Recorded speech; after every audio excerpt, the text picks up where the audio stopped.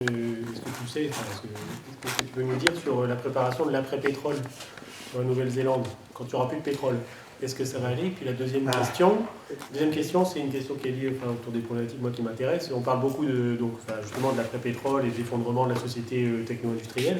Et on nous dit qu'il y a pas mal de milliardaires qui investissent actuellement en Nouvelle-Zélande et qui essaient de s'approprier les terres, essaient de s'approprier la terre de Nouvelle-Zélande. Est-ce que c'est une problématique nationale ou est-ce que c'est un fantasme qui vient de chez nous? Est-ce que tu sais si c'est quelque chose dont on parle là-bas, en Nouvelle-Zélande?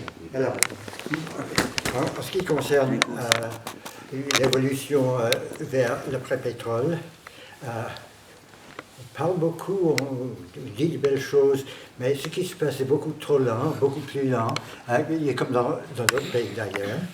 Et le gouvernement actuel n'a pas interdit la recherche de... comment dire, en profondeur, oui. C'est dommage. Et pourtant, il y a des gens comme moi qui ont des voitures électriques et il y a une montée d'achat de voitures électriques, non pas hybrides. Et puis, bien sûr, on a des réseaux comme ça, on a de plus en plus de qu'est-ce que c'est, les photovoltaïques, oui, c'est ça. Alors, pour la deuxième question, rappelez-moi. Les terres, on dit en France, on dit que... les milliardaires. Oui. Oh, ouais. Alors... les milliardaires, parce que moi, si on peut y aller en bateau... Ça prouve bien sûr que c'est un pays attirant, mais bien qu'il y ait peut-être une douzaine de milliardaires, surtout américains, qui sont venus, ce n'est pas un problème national. C'est un problème de droit pour certains, parce que un type qui est un ami du président Trump a acheté la citoyenneté. Et ça pour nous, c'est inacceptable, mais je ne sais pourquoi le gouvernement a dit alors, à condition de nous payer 100 millions, il peut être citoyen sans avoir vécu même 3 années. Alors, mais quand même, le problème n'est pas vaste. Est-ce que les Chinois vous achètent du terrain? Oui. La terre? Oui. Et il y a surtout les Chinois de Hong Kong qui parlent anglais aussi bien que cantonais et mandarin, qui veulent quitter la Chine parce que le gouvernement de Beijing s'impose de plus en plus sur ce territoire-là. Alors, ils viennent vers le Singapour, vers l'Australie, vers la Nouvelle-Zélande. Mais il n'est pas toujours facile de devenir citoyen, surtout pour les vieillards qui veulent arriver. Pour les jeunes qui ont une bonne éducation, des entrepreneurs, des diplômés, oui, ça arrive. Oui, il y a beaucoup de jeunes qui passent un an là-bas. Mes enfants, ils ont passé un an en Nouvelle-Zélande. Oui. À travailler, à vivre là-bas. Mm-hmm. D'ailleurs, ils disaient qu'il y avait un problème là-bas, c'était les sandflies. Oh, non, il y a ça dans la région. Mais, dans le sud, en tout cas. Il y a des insectes qui sont désagréables. Qui piquent. Terrible. Ben, quand je vais me promener dans cette région-là, je vais avec une femme parce que les insectes. Oui. Il faudra que tu nous dresses un mémorandum, un petit pense-bête pour savoir un Français qui voudrait aller là-bas, enfin des Français qui voudraient aller là-bas, par exemple s'il y a un incident nucléaire à Blaye ou voilà, comme ça fait se passer en 99. Si la France devient invivable pour cause de radioactivité, voire de guerre internationale, comment on fait pour obtenir la nationalité? Alors, d'abord, si on est au-dessus de 50 ans, c'est très très difficile. Mais ce que je remarque, il est arrivé comme touriste, avec un visa de touriste, et puis de disparaître. Hein. On sera overstay, les gens qui restent trop longtemps. Mais d'ailleurs, ma belle-mère, qui est américaine, elle est un peu comme ça, parce qu'elle est arrivée avant la pandémie, et elle n'a pas pu rentrer aux États-Unis. Alors, elle a dû avoir des prolongements de visa, etc. Maintenant, à l'âge de 74 ans, elle est physiquement incapable de rentrer aux États-Unis. Et alors, on ne la reconduit pas aux frontières? Non, pas encore. Pas encore. C'est combien le visa de touriste? C'est 3 mois? Ça dépend, je ne suis pas sûr. Beaucoup de gens viennent pour 2 mois simplement. Les jeunes travailleurs peuvent venir pour 6 mois. Mais les règles changent tout le temps. On vaut mieux que ça change. Oui, ils sont très regardants sur la qualité sanitaire de la personne. Il faut y aller avec des radios, passer plein de trucs, plein d'examens pour pouvoir être accepté sur le territoire et travailler. C'est quand même assez difficile. Oui, mais un pays isolé, il ne veut protège. pas. Il se protège, surtout contre les maladies humaines et les mammifères, n'est-ce pas? Ce qui pourrait nuire aux vaches. Il y a quand même eu le Covid là-bas aussi. Ça existe, oui, mais notre gouvernement a fait, c'est bien, sur le plan mondial, c'est une des réussites. On a eu beaucoup moins de morts, mais pas mal de cas. Mais c'est qu'on avait fait un confinement extrêmement rigoureux au début pour attendre les vaccins. Et maintenant, la quasi-totalité de la population protégée, c'est bien protégée, oui. Par les vaccins. Par les vaccins. Ouais. C'est une façon de voir. Il n'y a pas trop de morts, pas trop d'effets secondaires, donc ça va. Alors, il y a eu des morts, mais il faudrait voir sur l'Internet les comparaisons. Ben oui. Est-ce qu'il y a un problème d'artificialisation de terres agricoles en Nouvelle-Zélande? Oui, ce n'est pas mon domaine. Je sais qu'il y a eu beaucoup de top dressing. On met des choses chimiques sur les terres et puis on met une concentration de vaches et ça finit par affecter les nappes phréatiques, etc. Il y a des problèmes, oui. Je voulais parler aussi de l'artificialisation par la bétonisation, les parkings, des autoroutes plus ou moins utiles, des constructions en général. Alors, parce qu'en France, c'est un problème. En France, mais la population est tellement plus grande. Mais chez nous, il y a des gens qui ont une conscience de ces problèmes-là. Mais on prétend être très vert et être très conscient dans ces règlements. En fait, les choses changent assez lentement. Je ne connais pas du tout la Nouvelle-Zélande, donc une question naïve, c'est quoi le gouvernement? C'est écologique? Le gouvernement, c'est le gouvernement Labour, travailliste, en coalition avec les Verts en ce moment. D'accord, ah oui, très bien. Ouais.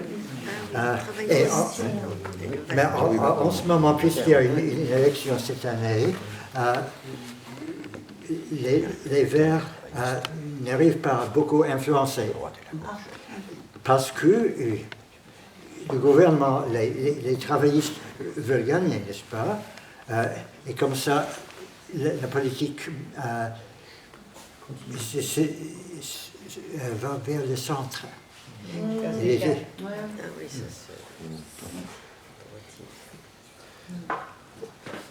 Philippe. Oui. Et, il paraît que tous les 7 ans, on est tout neuf.